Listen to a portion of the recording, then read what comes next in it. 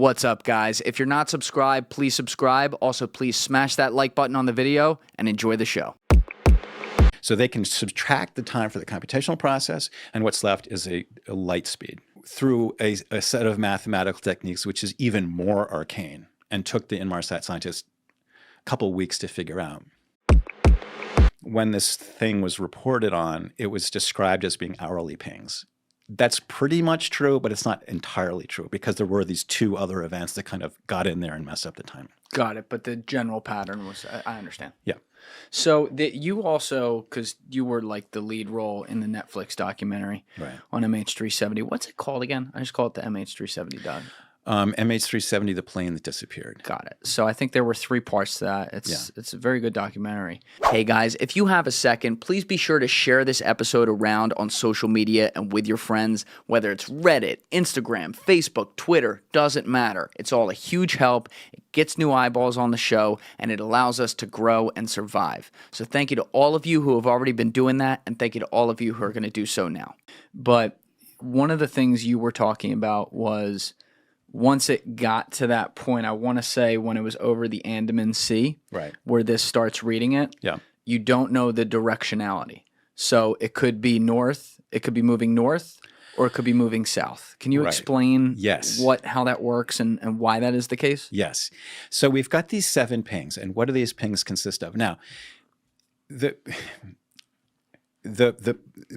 Malaysian Airlines at this time was in sort of financial difficulty. So everything that they did, they later went bankrupt in part as a result of this. There's different levels of subscription service that you can get when you sign up for your satellite communications. Oh my God. The good one, like when you send each transmission, it includes like where you are, right? From GPS. They had the discount version that didn't have any of those frills, bells, and whistles, right?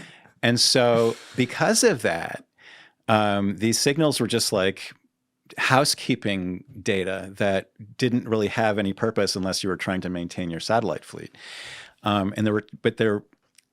So the scientists had this data, and they were like, damn, how do we figure out, is there some way we can use this data to figure out where this plane is? Now, the mere fact that the data existed is extremely interesting because they had assumed that when they started looking for this plane, they assumed that it crashed right where they last saw it, because most plane crashes, things start to go wrong. When things go wrong in an airplane at altitude, they tend to come unglued very quickly.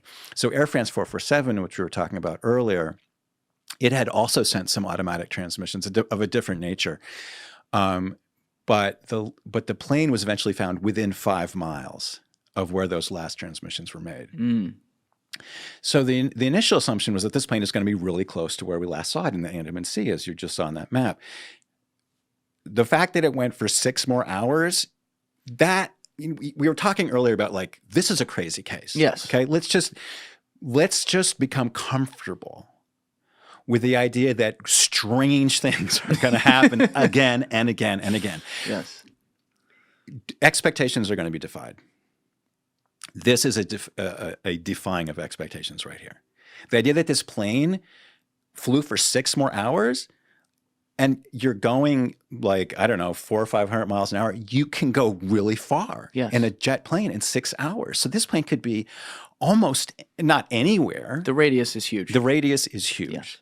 And so what else can we figure out from this data? Is there some other clue? We're scientists. Like, we tease out signals from data all the time. So what can we look at? So they looked at it carefully. They put on their thinking caps, and they realized that there was 2 parts of this metadata that was potentially really interesting.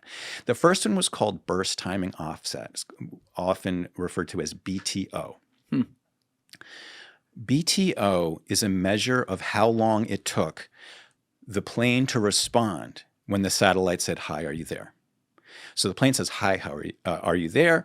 The plane received the message, thought about it in its machine way, and then responded and sent a signal back. So there's 2 components to this time. One is the amount of time it takes light to travel through space, and the other is a well-known computational process. So they can subtract the time for the computational process, and what's left is a light speed time. And from that, you can figure out distance. So from this BTO data, you know how far the plane is from the satellite. And it's just, if you take the universe of all points that are a certain distance from another point, it's a sphere.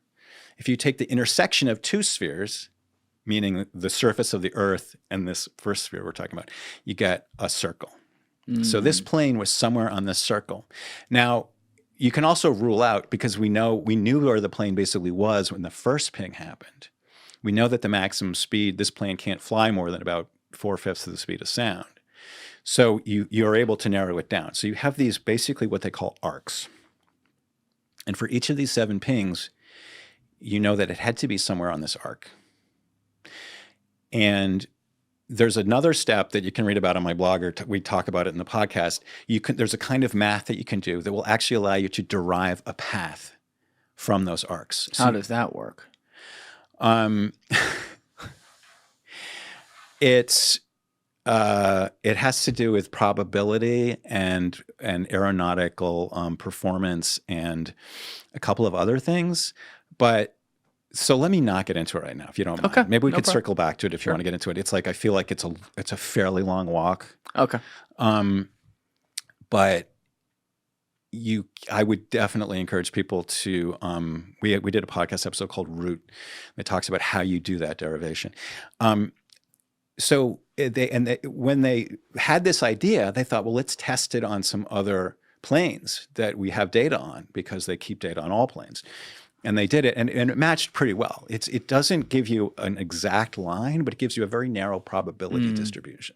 So what scientists look for, people tend to think that like scientists are looking for the answer, but really what they're more commonly looking for is a sort of a probability distribution of like, what can the range of answers be, right?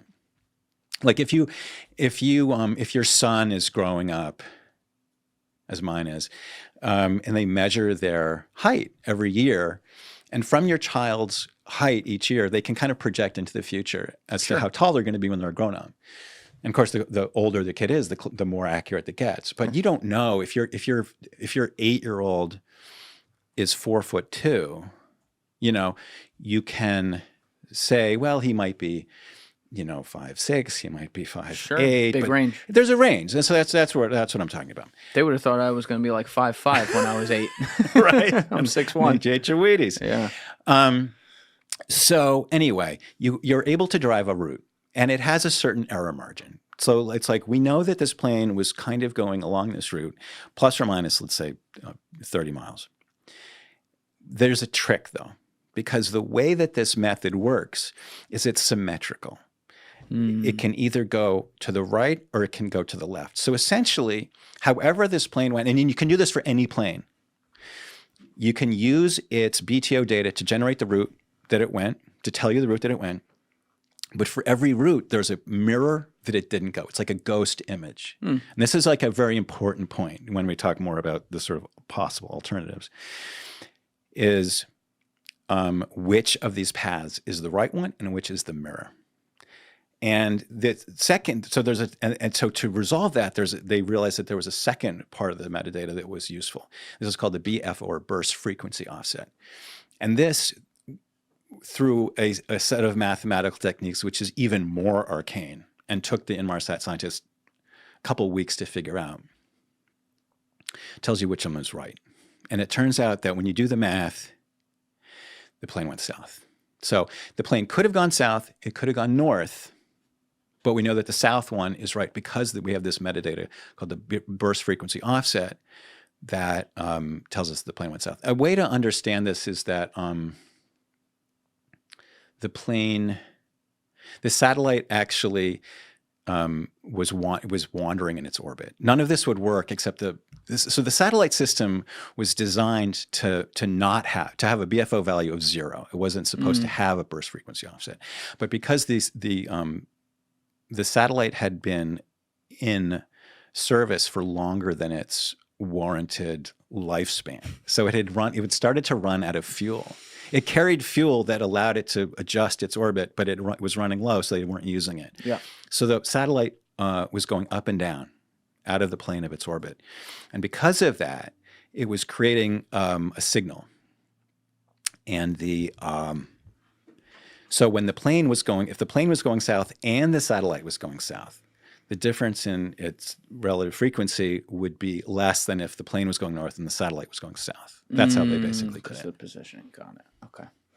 So the theory that emerged saying it would have gone south Right. for 6 hours means that it would have ended up run out of fuel smack dab in the middle of the Indian Ocean. Correct. I think the best place to start there is with the pilot, because this is where people tried to go right away. Yeah. With, did we just have a suicidal pilot here? Right. So for people who aren't familiar with the case, who was the pilot, and what did the investigation in the immediate days uncover about his potential culpability with this? Attention was focused on the pilot really early on because I mentioned earlier that the